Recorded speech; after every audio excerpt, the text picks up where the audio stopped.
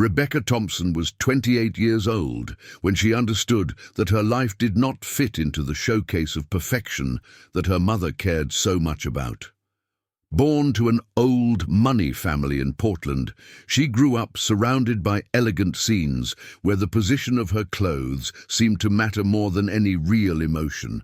Patricia, her mother, was the type of woman who could notice a wrinkle on the mantel from 5 meters away, but could never notice her daughter's tears. The priest, always distant, hid behind the newspaper and the silence. And Michael, his younger brother at 25, remained installed in the attic as a permanent guest, maintained by the priests as long as he was detained for him. Rebecca, however, had chosen her own path.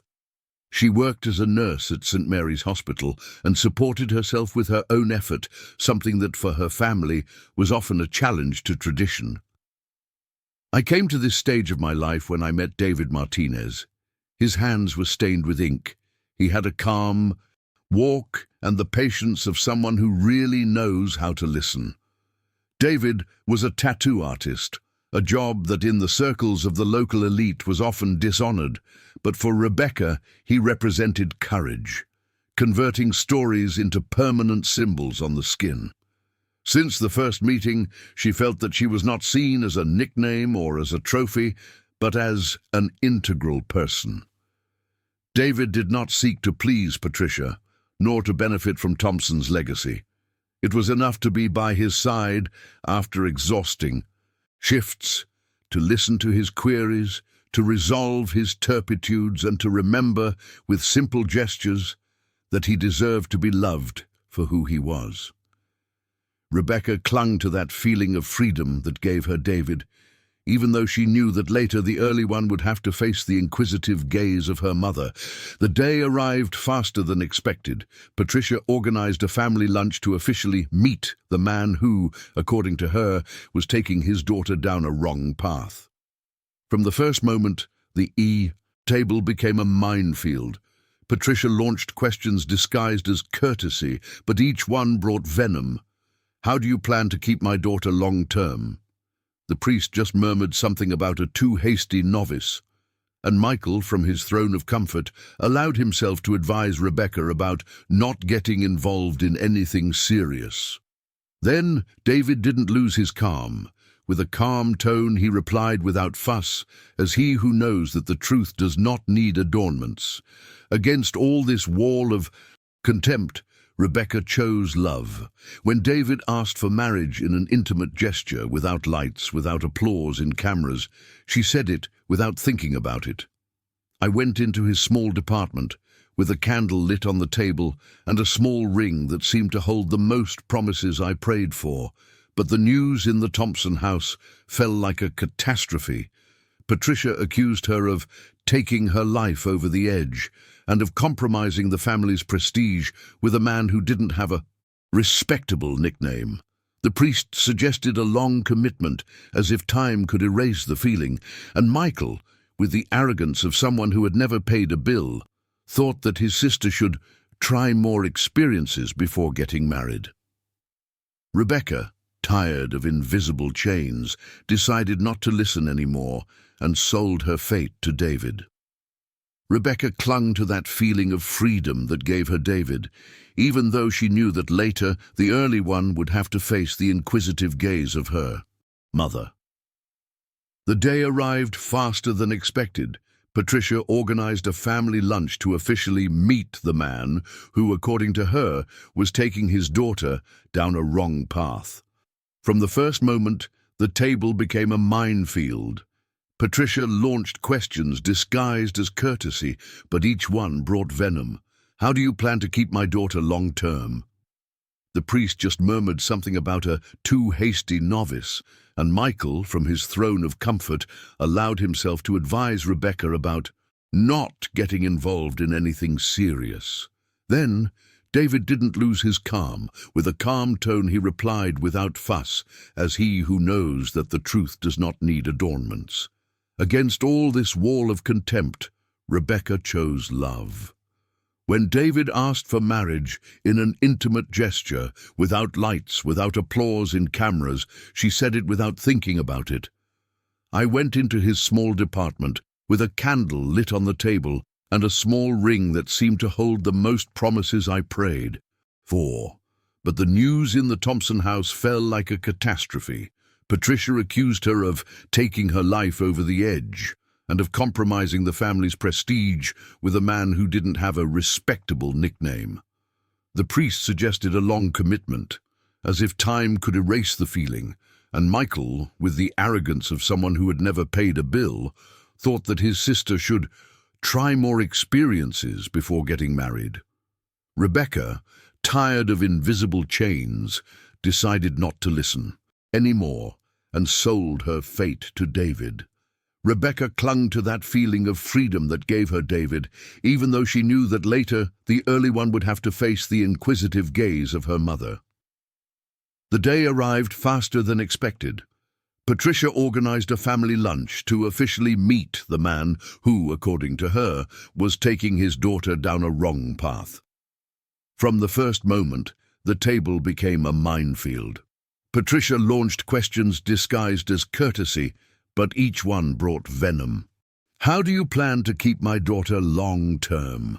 The priest just murmured something about a too hasty novice, and Michael, from his throne of comfort, allowed himself to advise Rebecca about not getting involved in anything serious. Then David didn't lose his calm. With a calm tone he replied without fuss, as he who knows that the truth does not need adornments. Against all this wall of contempt, Rebecca chose love. When David asked for marriage in an intimate gesture, without lights, without applause in cameras, she said it without thinking about it. I went into his small department with a candle lit on the table and a small ring that seemed to hold the most promises I prayed for. But the news in the Thompson house fell like a catastrophe. Patricia accused her of taking her life over the edge and of compromising the family's prestige with a man who didn't have a respectable nickname. The priest suggested a long commitment, as if time could erase the feeling, and Michael, with the arrogance of someone who had never paid a bill, thought that his sister should try more experiences before getting married. Rebecca, tired of invisible chains, decided not to listen anymore and sold her fate to David. The following months were marked by a new calm. Rebecca sank into her embarrassment with the unconditional support of David and her entire family, who surrounded her with simple attention but full of affection. Each ultrasound became a reason for celebration. Each baby's movement became an intimate party in which everyone participated. In the hospital, his effort and professionalism were recognized. He was promoted to chief nurse, a deception that contrasted with the hilarious words of his mother, who had always insinuated that her career was insufficient. This mix of personal achievements and genuine love makes him understand that, even though he had lost a part of his past, he was building something much more solid for his future. The day of Lily, Rose's birth, was the confirmation that it was all worth it. Rebecca loved her in her arms, not out of sadness, but because that girl represented freedom gained at a painful cost. Meanwhile, the silence of the Thompson family remained absolute. No calls, no visits, no message. It was as if the Huburan erased her existence. And yet, Rebecca interpreted that exclusion as a liberation. For the first time, he could look at his daughter and know that she would grow up in a home where love did not depend on surnames or wills, but on the sincere dedication of those who chose to be present from the heart. The implosion in the Thompson family soon arrived. One day, Michael appeared at Rebecca's door with a distinct appearance. Marked eyes, wrinkled clothes, and an air of defeat that he had never shown. He confessed that his parents were in the middle of the divorce process, and that caused him to be left stunned. The priest discovered that Patricia had been embezzling money for years under the pretext of home expenses, when in reality she was using it to keep Michael secret. More than $40,000 were missing in this way, while she accused Rebecca of being irresponsible. The myth of the impeccable family was shattered, and for the first time Michael admitted his role in this farce. The encounter with his niece struck him again. Seeing Lily, small and serene in her mother's arms, Michael felt something he had never experienced, real responsibility. Between tears, he asked Rebecca for an opportunity to change, on the ground as a brother, Belle as an uncle. She heard it but didn't give in easily. With a firm voice, he established clear conditions: absolute respect for his limits, no contact with his mother, and constant care that his words are translated into actions. Promises weren't enough. Michael accepted, but even though the distrust remained alive, and at that moment he opened a door that then seemed sealed forever. Over time, Michael began to demonstrate that his words had not been just momentary negligence. He finally left the house of his fathers, got a modest but stable job, and, little by little, built an independence that until then seemed impossible. Each visit to Rebecca's house was an opportunity to reinforce this change. Playing with Lily, taking care of mice, and learning to prepare papillae to help with something concrete.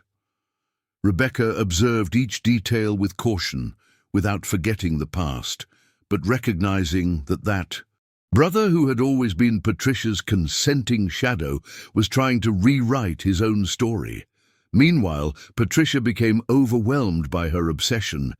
He couldn't accept having lost control over his wife and daughter, to the point of having to hire a private investigator to monitor them.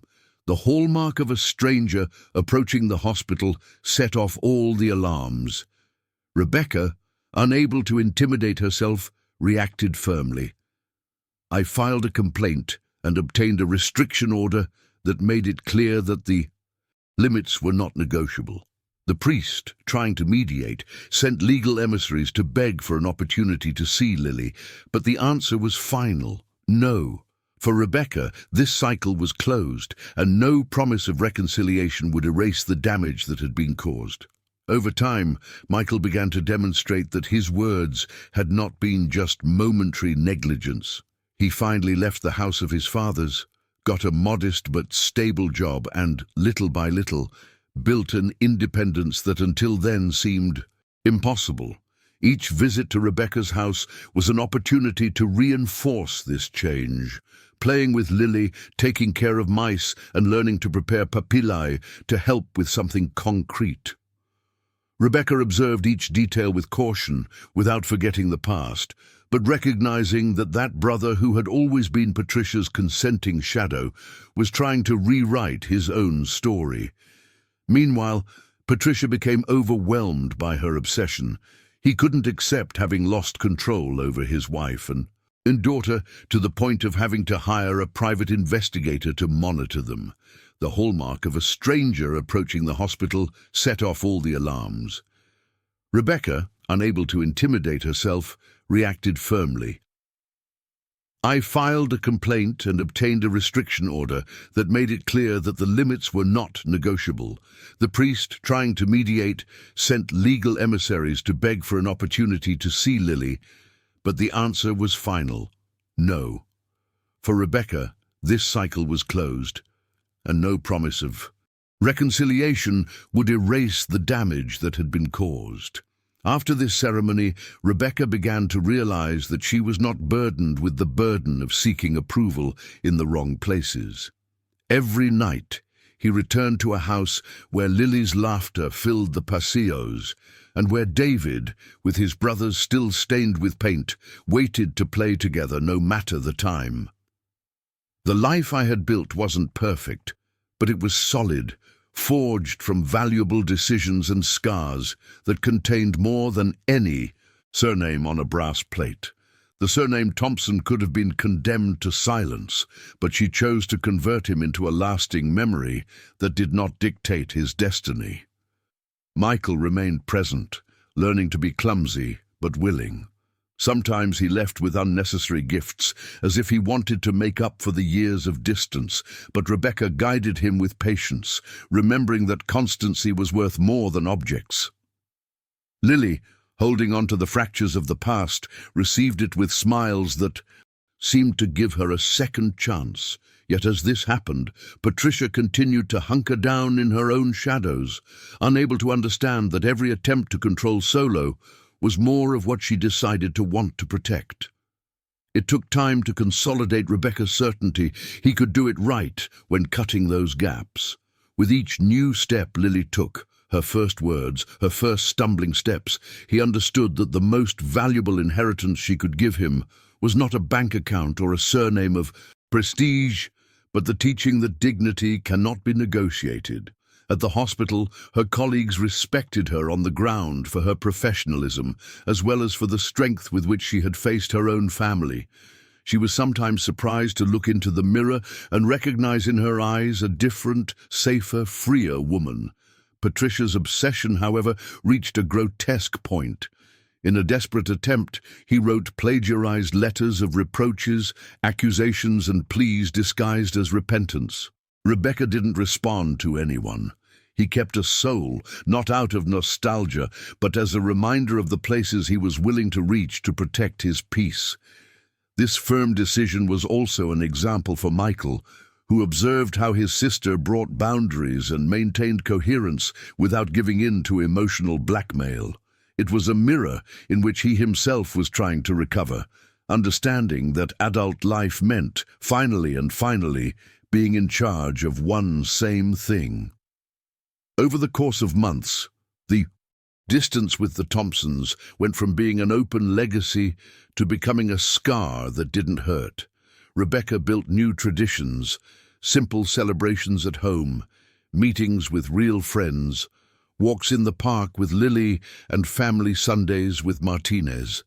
Each small gesture reaffirmed that happiness did not depend on mansions or surnames with social weight, but on the ability to choose who shared the table. And even though sometimes I remember the blow by surprise, the peace of his present always ended up imposing itself on nostalgia. Lily's second anniversary was the clearest symbol of this change. Michael, now with a stable job and a new air of responsibility, I left early with a heavy pie for myself. Twisted, with the glaze crying, but sincere like few things in your life. The guests laughed, Rebecca also, and the girl launched to hug her uncle, as if this gesture validated all her effort. It was in the midst of this general laughter that Rebecca again allowed herself to speak when listening to her story. And if you are still here with me reading this story, tell me from where you are following and share it with someone who needs to hear it today. Sometimes a simple testimonial could be the spark of another transformation. This pause turned the memory into a bridge with others, as if his experience could travel further with his own voice. Rebecca and David found a rhythm that, even slowly, gave them a feeling of fullness that they had never felt before. She returned from her shifts at the hospital exhausted, but with the certainty that at home she was waiting with arms ready to support her.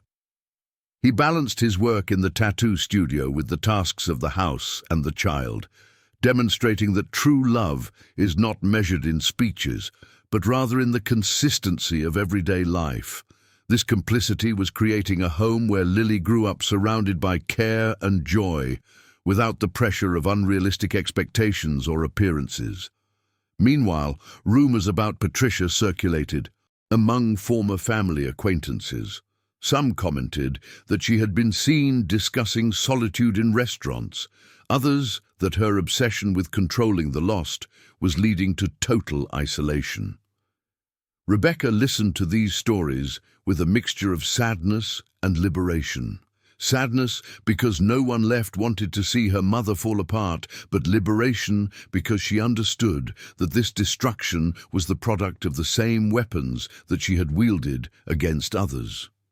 For the first time, Rebecca felt no guilt, only the certainty that she had chosen her peace over a legacy that never offered her true love.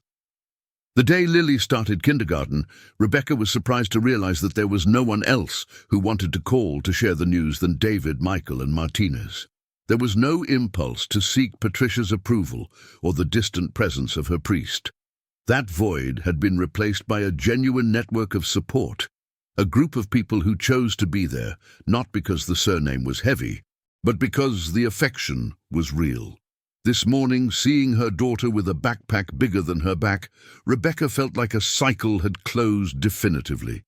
Years ago, I thought that being erased from one's will was a tragedy impossible to overcome.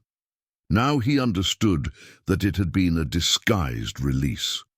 Without these cadenas, I could build a space where your daughter would grow up knowing that love is not measured in inherited money or in ostentatious houses, but in the tranquility of sleeping, knowing that you are enough. This certainty became the foundation of his daily life, a constant reminder that he had chosen the difficult route, but the correct one. And every smile from Lily was the living test that Rebecca's path had been worth it. Over the past few years, Rebecca began sharing parts of her story with some of her hospital colleagues. He wasn't looking for pity. It was a warning of what it means to beg for love in places where it never existed. Many of them, caught up in their own family conflicts, found in their words an uncomfortable but necessary reflection. Rebecca speaks with the naturalness of those who had nothing to hide, showing that even in the middle of the dispose and the most painful rupture, a new beginning full of meaning could be built. David, for his part, continued to be on his side. On each anniversary, they improvised some detail, a simple scene, a handwritten letter, a small tattoo with a symbol that represented the year spent together. They weren't grandiose gestures, but for Rebecca, they had more value than all the luxuries that once surrounded her. The couple understood that greatness was not in imposing scenes, but in everyday moments that cemented confidence. And Lily, growing up between laughter and clear limits, was the tangible test that the true family is not inherited, chosen and built day by day. Rebecca never returned to cross the door of the house where she grew up, and with time, this place went from being a symbol of loss to becoming a reminder of everything she had overcome. Walking in front of that mansion, with its impeccably aligned curtains and its garden always trimmed to the millimeter, does not produce anger or sadness, but a feeling of distance, like someone observing a museum of dead appearances. The surname Thompson could continue to exist at gala invitations or in society notes, but for her, it no longer had any weight. However, what really had value were the evenings of accounts for Lily, the afternoons of shared work with David in the studio, and the honest conversations with Michael, who had now become a distinguished man. The transformation of his brother was one of the clearest tests that the ties should never be broken forever. Sometimes, under firm conditions, it can be rewritten from scratch. Rebecca watched him play with her daughter and thought that this redemption was also part of her victory, demonstrating that authenticity could overturn decades of favoritism and lies. Life continued to advance, and Rebecca understood that the gift she had given that night was not just an ultrasound inside a box, but a declaration of independence. In this gesture, his entire decision was contained. He would never again ask for a seat at a table where only juices and conditions were served. This conviction was developed by the Brujula, who guided each of his subsequent choices, from as a child to his daughter to how he cared for himself. What seemed like a cruel expulsion ended, up being the key that freed her from a vicious circle that had slowly consumed her. Over the years, Lily grew up surrounded by stories that didn't speak of lines, bells of bravery. He listened to his mother's mouth, how he had tenido que empezar de cero, how he learned to distinguish between appearance and authenticity, and how he chose love over prestige. These stories, told in the heat of a lamp on quiet nights, became his most valuable legacy. Rebecca, watching her sleep, understood that there was no greater victory than that, to make sure that her daughter would never have to beg for affection in a place where she didn't want it completely. One day, while watching Lily run through the park with other children, Rebecca thought about what was ironic. She had spent a large part of her life trying to fit into a cold and rigid mold, and now she found fulfillment in it spontaneously and slowly. The echo of children's laughter, mixed with the voice of David calling her to join the game, was more powerful than any social praise that had ever been received in crystal-adorned salons. At that moment, I understood that true wealth was being able to choose where and how to spend my life. The final chapter with Patricia never came in the form of reconciliation, no dramatic forgiveness or emotional reunions, only silence, a dense silence that grew old over the years until it became definitive. Rebecca stopped waiting for a call, and her absence ended up healing like a legacy that didn't hurt. What only remained was the certainty of breaking a chain that was transmitted from generation to generation, the idea that the image was worth more than the truth. When I looked at Lily, strong and smiling, I understood that her greatest victory was to have built a world where that chain was broken forever. Rebecca and David, with time, organized a last symbolic ceremony in their garden, beneath an arch of flowers prepared by friends. It was not an ostentatious event, but a warm meeting where they renewed once again the commitment to walk together without caring about the storms. Michael was there, carrying Lily in his arms, and Martinez turned around to take photos with smiles that seemed eternal. That afternoon there was no need for speeches or grand gestures. The authenticity of the moment was enough to seal the certainty that something unbreakable had been formed. As it fell in the afternoon, Rebecca spoke in front of those present. It was full of pain, of loss, but above all of choice. I realized that what one day seemed like a devastating ending had turned into an unexpected beginning.